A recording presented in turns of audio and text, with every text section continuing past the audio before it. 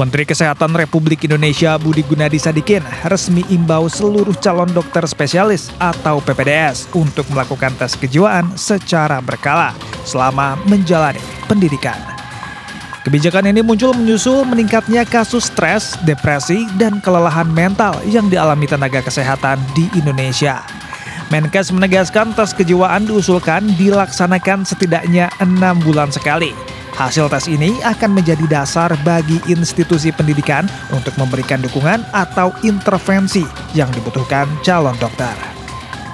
Yang pertama adalah pada saat rekrutmen dari calon peserta pendidikan dokter spesialis, itu diwajibkan untuk mengikuti tes psikologis.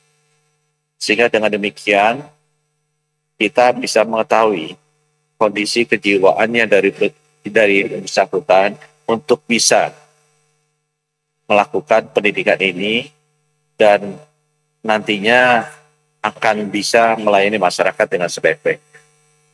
Saya juga minta yang kedua agar transparansi dari proses rekrutmen ini dilakukan dengan baik sehingga tidak ada lagi yang preferensi khusus yang mengakibatkan kita akan salah pilih dari peserta pendidikan dokter spesialis ini.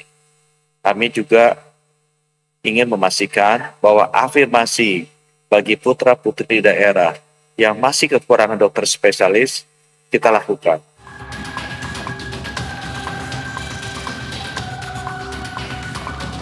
Di dalam negeri, survei terbaru Perhimpunan Dokter Spesialis menunjukkan lebih dari 30% dokter muda pernah mengalami gejala gangguan mental selama masa pendidikan.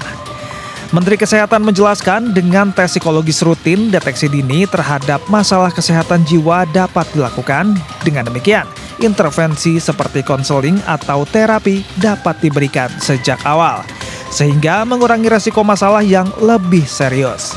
Langkah ini diharapkan mampu meningkatkan kualitas pendidikan dan layanan kesehatan, serta melindungi pasien dari kesalahan medis akibat tekanan psikologi dokter. Kemenkes juga berharap dengan dukungan kebijakan ini, konsep kesehatan holistik bagi tenaga medis dapat diwujudkan. Organisasi dokter dan institusi pendidikan diundang untuk bersinergi dalam pelaksanaan tes dan penanganan hasilnya. Sebagian kalangan menyambut positif kebijakan ini, namun ada juga yang meminta pelaksanaan yang transparan dan tidak diskriminatif. Kebijakan ini merupakan langkah strategis dalam mewujudkan SDM kesehatan yang profesional dan sehat secara mental di Indonesia. Namun, akankah kebijakan ini benar-benar mampu menjawab permasalahan kesehatan mental tenaga medis di tanah air hingga menurunkan risiko potensi kekerasan seksual yang dilakukan oleh dokter?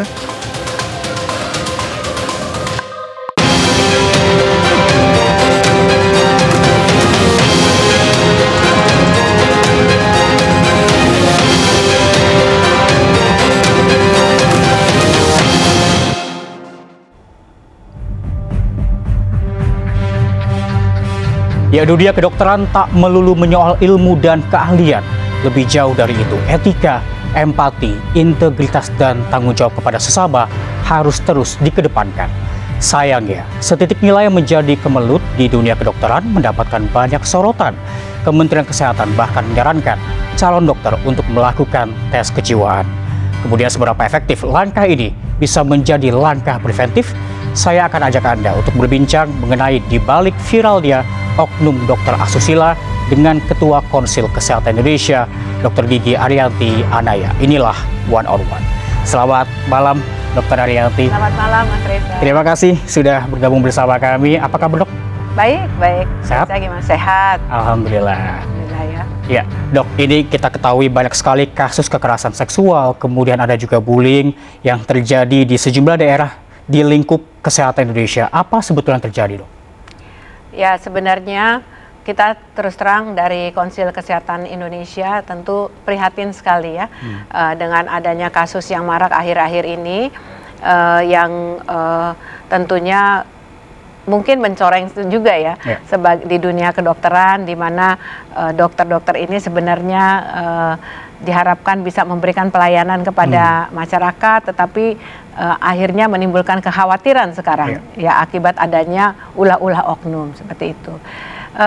Tentunya KKI bersama Kementerian Kesehatan akan melakukan evaluasi kembali kenapa hal ini bisa terjadi gitu ya.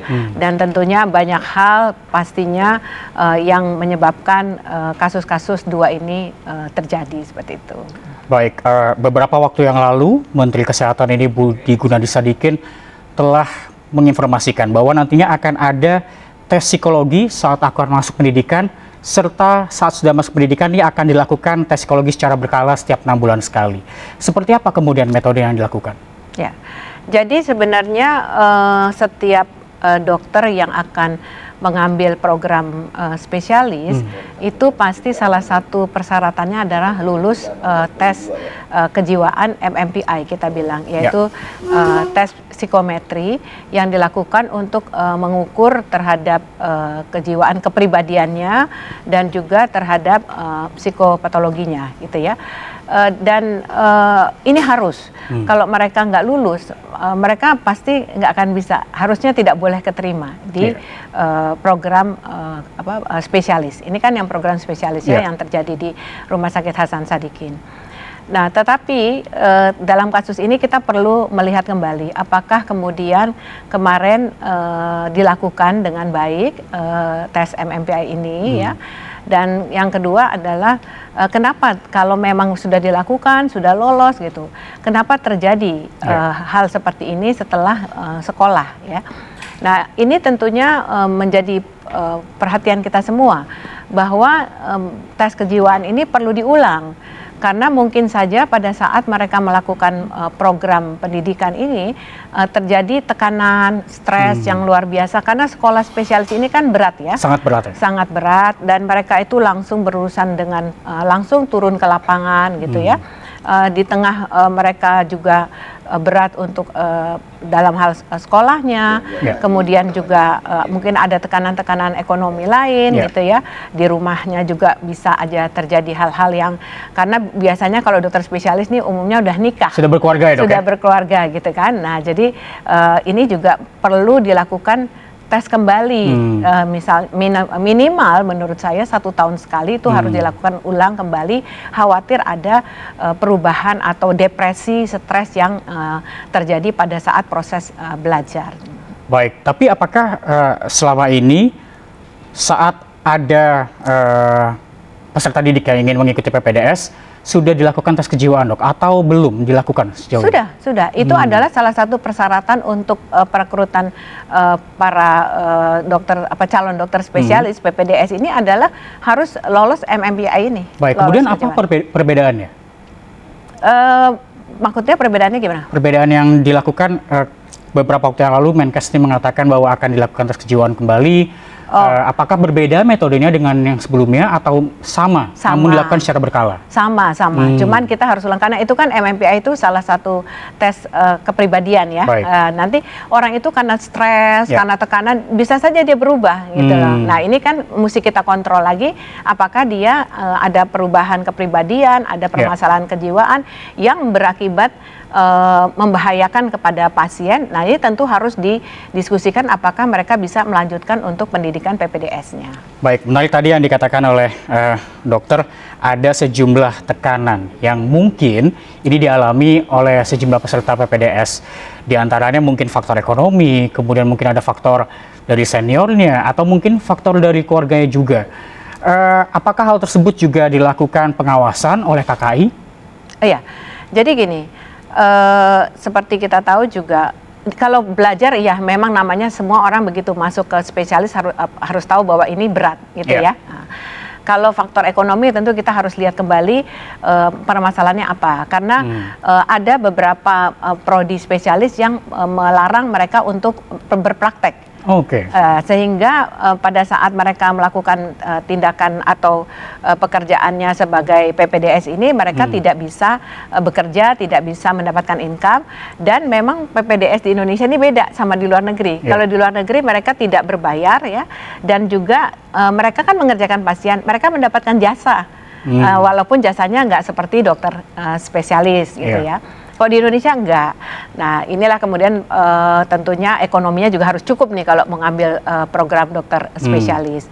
Nah, kemudian juga kita juga mendengar faktor di mana senioritas dan junioritas yang terjadi di beberapa prodi, walaupun tidak kita bilang di semua ya, ini sedang dilakukan penelitian.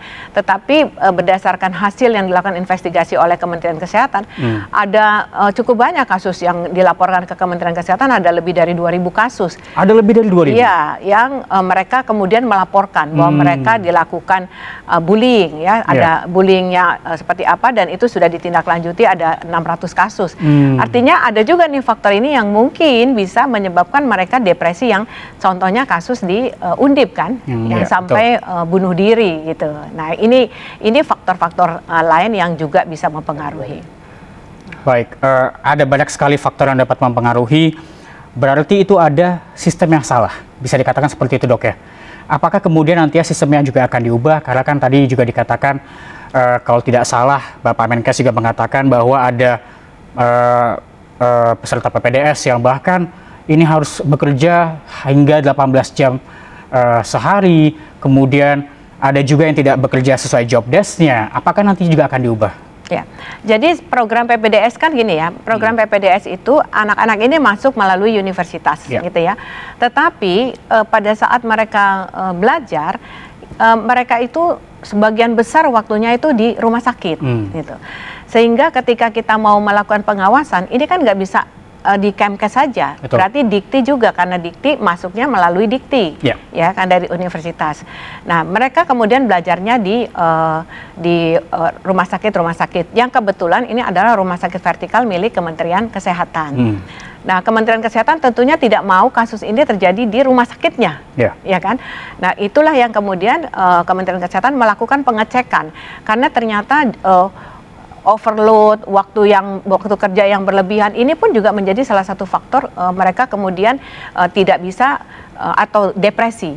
Sebenarnya mungkin saja mereka hari ini karena banyak pasien, atau ada pasien kasus yang mereka harus datangin ya, harus ikut di dalam situ sampai malam misalnya, dan jaga malam. Besoknya tentu harus dipertimbangkan berapa jam gitu ya. Kalau sampai 2 malam mereka jaga malam, overtime terus ya, itu kan bisa mempengaruhi. Nah, ini pun juga akan menjadi bagian dari evaluasi tata kelola yang harus dilakukan oleh rumah sakit sebagai tempat penyelenggarasi pendidikan itu sendiri gitu. Baik, kembali lagi Dok ke tes psikologi yang tadi disarankan oleh Menkes untuk kedepannya. Jika nantinya sudah melalui pendidikan PPDS, kemudian tes kejiwaannya ternyata tidak lolos, apa yang kemudian dilakukan? Harusnya mereka dikembalikan lagi ke universitas. Kalau memang tes kejiwaannya tidak lolos ya, mereka harus dikembalikan ke universitas untuk didiskusikan apakah bisa lanjut atau tidak. Paling nggak harus diobatin dulu stresnya, ya kan? Dan rumah sakit itu harus bertanggung jawab atau aware dengan hal seperti itu, karena mereka bekerjanya di rumah sakit. Betul. Berhadapan dengan pasien, keluarga pasien gitu. Jadi itu yang menjadi concernnya Pak Menteri, karena kalau memang tidak layak untuk jadi PPDS, maka dia harus dikembalikan ke universitas. Baik, kalau nilai akademik ini bisa direvisi gitu, bisa remedi gitu Bu ya.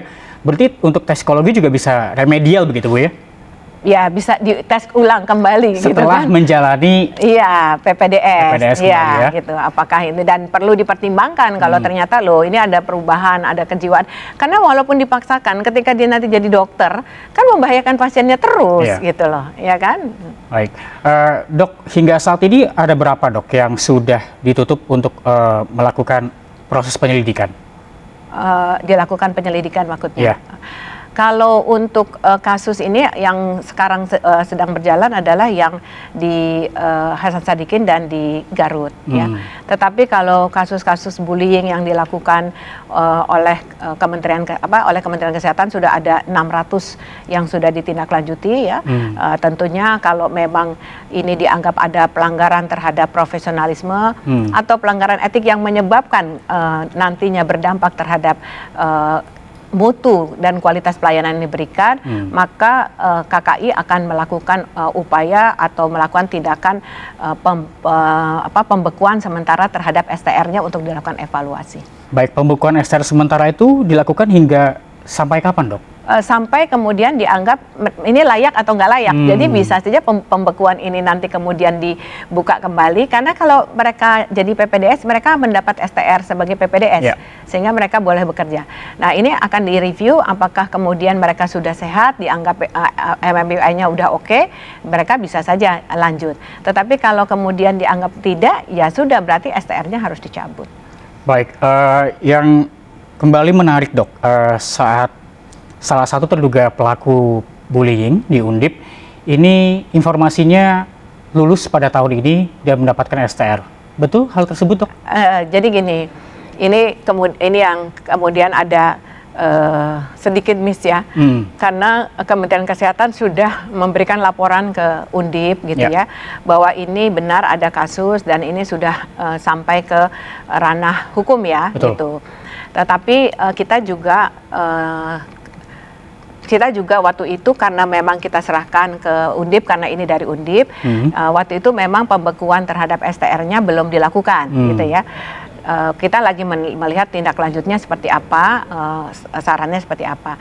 Ternyata yang bersangkutan tetap melanjutkan gitu loh pendidikan, dan kemudian masuk ke dalam list yang terdaftar untuk uji kompetensi. Nah, pada saat uji kompetensi kan ada lisan, ada wawancara. Memang waktu tulisan gitu ya, dia lulus. Tapi kemudian kita menemukan bahwa ini adalah pelakunya gitu ya, sehingga kita berkoordinasi dengan kolegium dan untuk menjaga hal yang nantinya ke depan tidak dikhawatirkan kurang ini karena masih dalam proses penyidikan, maka KKI mengambil langkah-langkah membekukan STR-nya dan juga kolegium, yang kebetulan kolegium ini perangkat daripada KKI, dan juga mempending untuk uji kompetensi lebih lanjut seperti itu. Ini yang perlu diketahui oleh para pemirsa dok ya, karena ini sangat bergulir kencang di media sosial bahwa mereka sangat marah ada terduga pelaku yang mengikuti uji kompetensi kemudian lulus bersama dengan seniornya bahkan, dan sudah dikonfirmasi oleh KKI bahwa hal tersebut tidak betul dan sudah diralat ya. Memang karena waktu itu kita juga tidak kolegium juga tidak hafal ya gitu. Tapi untungnya langsung terdetek, terus kita langsung minta kolegium mereka melakukan pembatalan terhadap kelulusan yang bersangkutan. Dan KKI untuk supaya tidak kemudian lolos lebih jauh lagi, maka KKI sudah membekukan STR yang bersangkutan. Baik. Dokter, ini perbincangan akan kita lanjutkan usai jeda. Pemirsa, One on One akan kembali usai jeda, tetaplah bersama kami.